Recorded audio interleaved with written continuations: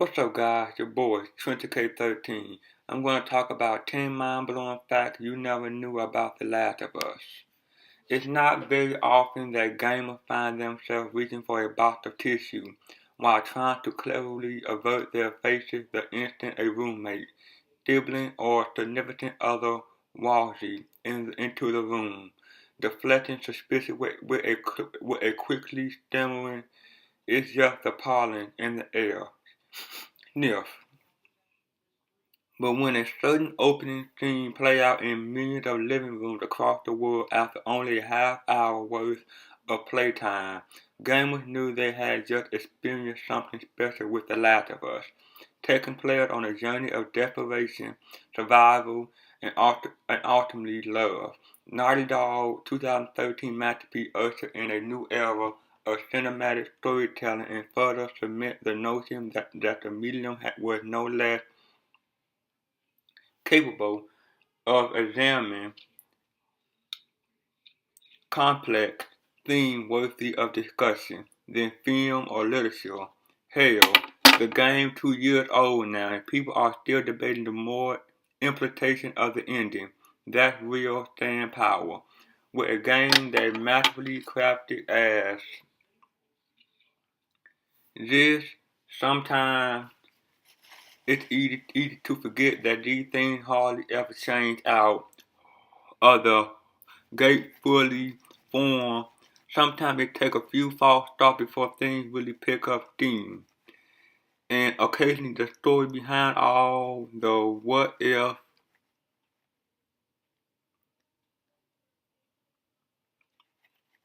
are just as fascinating as the finishing product, shedding new light on various aspects of the game in the process. Number 10. Neil Druckmann originally wanted to write comics. Neil Druckmann was a huge comic fan growing up, something he picked up from his older brother, and he often wrote and drew his own comics as a child. As he got older, Druckmann's love of comics fueled his ambition to write and he even considered penning a novel at one time, but wasn't quite sure how to go about it just yet. Deciding that a career in comics seemed the way to go, Druckmann started devouring the work of Brian Michael Bendis and was through reading a script that Bendis had done for his Power series that Druckmann first came across Robert McKee's story, a book on the craft of screenwriting, which Bendis cited as an influence. The discovery of story marked a major turning point for Druckmann, giving him insight into the process of screenwriting and helping him hone the skill he would later put to good use on The Last of Us. Number 9. It was going to be a Jak and Daxter reboot. After the success of Uncharted 2, Naughty Dog was split into two teams, with Druckmann and Uncharted 2 director Bruce Straley going about the task of rebooting the Jak and Daxter series. Druckmann and company looked to Uncharted 2 for inspiration on the direction of the new Jak game, hoping to take everything they learned from the experience and retool it for the purpose for crafting an entirely new take on the Jak series. Character design was almost completely overhauled to be more in tune with more realistic tone of the game. But as development continued, the team began to express doubt about the project. With every new idea came the question of how much was too much, and they were possibly shortchanging the fan by simply slapping the game with a Jak and Daxter label despite the vague resemblance. Druckmann and his team eventually took their concerns to their superior and were given the green light to make whatever game they wanted. Number 8. The gameplay came from brainstorming sessions for Uncharted 2. While development for Uncharted 2 was still underway, Neil Druckmann and game director Bruce Straley would often brainstorm various gameplay and story scenarios, one of which they referred to as the Mute Girl. The idea went like this. Drake was in a city beset by a civil war and he had joined a group of rebel fighters. At night, Drake would be awoken by his companion, a young girl who couldn't speak, and they would travel across buildings and rooftops together with communication taking place through action and gameplay. Druckmann wanted to explore the concept of how these characters would develop in an unbreakable bond with each other through shared experience, rather than simply relying on dialogue alone to depict a relationship. Number 7. It was inspired by more than just zombies. The Last of Us drew from a variety of sources spanning movies, documentaries, and books. Beyond the obvious Walking Dead influence, there is a general idea of environmental deterioration in a depopulating world, a subject that was explored in The World Without Us by Alan Westman, which presents a scenario wherein cities and towns are overrun by forests and vegetation after humanity ceased to exist. Other sources of literary inspiration include Polio, an American story by David Archie, and City of Thieves by David Benioff. The former influenced Naughty Dog depiction of a disease-ridden populace. The latter influenced the strong bond formed by two survivors in an oppressive environment. Film influence included The Light of the Road and No Country for Old Men, with the latter providing insight into how the team would convey tension through a more subdued and low-key soundtrack. Number 6. It was pitched to George Romero. Despite escaping easy classification as a zombie game, originally the distinction was much clearer. Let's rewind back to 2004. Neil Druckmann was still attending Carnegie Mellon University, and his professors had just told the class to come up with ideas for a game that would be pitched to George Romero, who happened to be a friend. So yeah, just, no pressure. Druckmann seen an opportunity to make a cocktail of a few of his biggest influences. Came up with the idea of throwing a cop who suffered from a heart condition based on Sin City John Hargan into the world of Romero's Night of the Living Dead, where he would protect a young girl in a very eco-inspired relationship. Unfortunately, Romero passed on the concept, but Druckmann held on to the idea for years and planned to revisit it in a comic called The Turning, which would have changed the central character from a cop to a former criminal. Number 5. It was initially horrifically and intentionally sexist. As you no doubt noted by now, The Last of Us went through a lot of changes before eventually shaping into the masterpiece that we know and love today. One concept was nearly identical to the finishing game except for one major difference. There were a lot more dudes running around. Like a lot. See, the central idea of a species-killing virus was kept, with the biggest difference being that it would only affect women. Think something along the line of comic While the Last Man. Except on opposite day, the game would have played out more or less the same way, and Ellie would probably still have ended up on the operating table, seeing as how she was still the only female immune to the disease. Druckmann grabbed the idea after a female employee pointed out that having people play a game where women turn into monsters and were then shot to pieces probably wasn't the best idea. Number 4. The comic prequel influenced the game.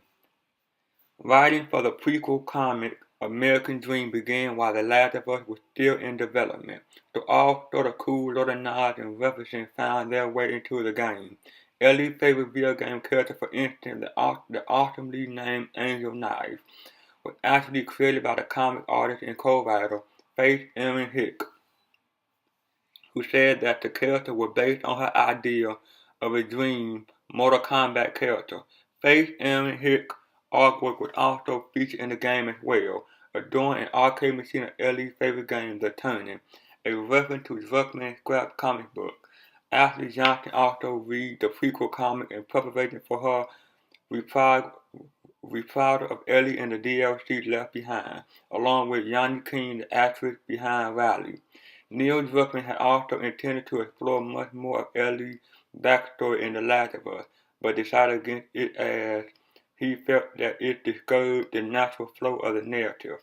However, when he was offered the opportunity to do the comic, he jumped at the chance and included details of Ellie's history, such as the origin of her switchblade and her mother's letter. Number 3.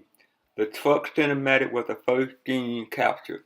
Not only was it the first scene that was mocap for the game, but Ellie was originally supposed to say how does she walk around with those things. See, Bill's sexual orientation wasn't really known at the time. So the magazine Ellie picked up initially featured a woman with, let's just say, high caliber ballistics.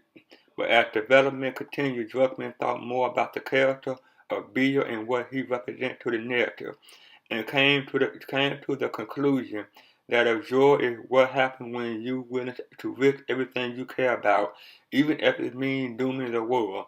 Bill, the flip side of that, he cut himself off from the world outside entirely. But despite everything he tells Joel, he still lost someone he cared about deeply. But what if Bill's partner was more than just a friend? With that in mind, Druckmann molded Bill into the character we know today.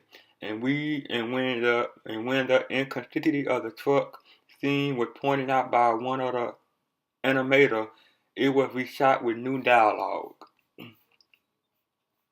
Number 2. Tess was originally the villain. The first part of The Last of Us would have played out the same as the finished version until the group reached a security checkpoint, at which point Ellie's infection would be discovered, prompting Joel to kill the guard in a fit of rage. He and Ellie would have run off together, but a major difference would have been his betrayal of Tess, who would then follow Joel across the country in search of revenge. Tess would catch up to them in an old ranch house where Joel hold her off so that Ellie can make her escape. Tess proceeds to torture Joel for information regarding Ellie's whereabouts. But before she can blow Joel's brain out, she's shot by Ellie. The game ends with Joel and Ellie arriving in San Francisco, where they will try to rebuild their lives. It goes without saying that it would have been an almost entirely new journey for both characters, especially when coupled with the fact that a key point of Ellie's original arc revolved around her refusal to take another life up until she killed Tess. Druckmann ultimately decided to do away with the alternate storyline, as he claimed that it just didn't feel honest to the character. Number 1. The prologue scene was the toughest day of Troy Baker's career. Filming a scene that involved the death of a child obviously isn't a particularly easy or pleasurable experience for any actor, never mind when it's repeated in upward of 8 or 9 takes. But when the time came to shoot Sarah's death scene for the prologue, Troy Baker gave it his all, later describing the experience as the second most difficult day of his life, with the first being the event from which he was drawing the emotions necessary to portray his character's grief. However, upon completing the scene, Baker was approached by Neil Druckmann, who requested another take.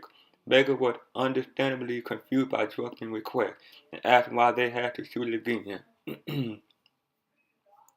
To which the creative director responded that he felt a more subdued performance would benefit the scheme. After a few more takes, Baker achieved the effect that Druckmann was aiming for, and the result is one of the best performances in the history of the medium and a study in how underplaying a scene can enhance the impact, with Baker's major performance placing a greater emphasis on the mechanical action of assessing Sarah's wound, while building slowly toward the realization that his daughter is dead. Baker later went on to call Druckmann the best director he ever worked with, commended for him for his honesty and expressing his gratitude for helping him grow as an actor. Like, comment, subscribe. See you guys in the next one. Peace.